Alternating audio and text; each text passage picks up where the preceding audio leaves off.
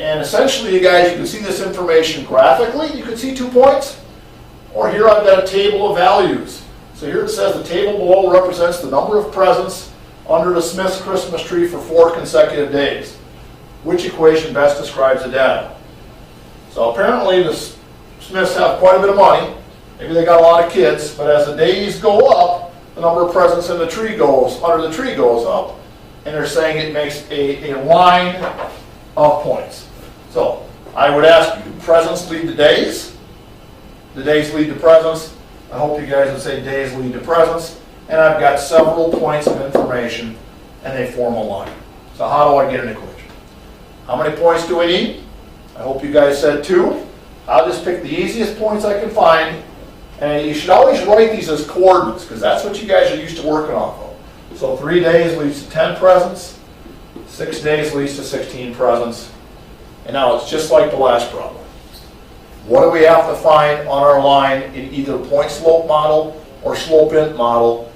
And the answer is the slope. Point-slope, slope-int. They both require the slope. So we need to go back to our slope formula.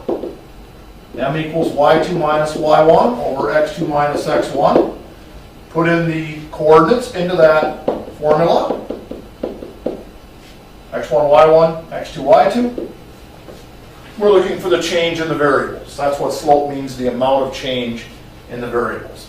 So 16 minus 10 over 6 minus 3. So I'm getting 6 over 3, which is a slope of 2. Okay? If I use my point slope model, I would go y minus y1 is m times x minus x1. And then it's very simply just a matter of plugging in one of your points with the slope into this model, and you got an instant equation. So I would do that. So y minus the y coordinate is 10 equals the slope, which we determined was 2, times x minus 3. All right, from there I'm going to simplify this using my distributive property. So y minus 10 equals 2x minus 6. Get y by itself, add 10, add 10. So y equals 2x plus 4. Okay, now again, at the end of this thing, maybe they will give you an equation with y and x, but I would highly doubt it. Y, remember, y stood for your presents or days. And I hope you'd say it's the presents and x is the days. So it makes a lot of sense at the end of these to change this to what it actually represents. Y is presents, x is days, and now I've got a formula for how many presents based off how many days underneath the Smith's Christmas tree. And what's important about that is now I can answer all sorts of questions. They could say, 47 days go by and how many presents would you have? And you'd have 98 presents under the Christmas tree. All right, you'd have to get a bigger tree maybe, or a bigger living room.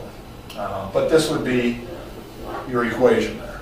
Okay, so I hope that helps. 2 points makes a line. Given 2 points, we can make a linear equation.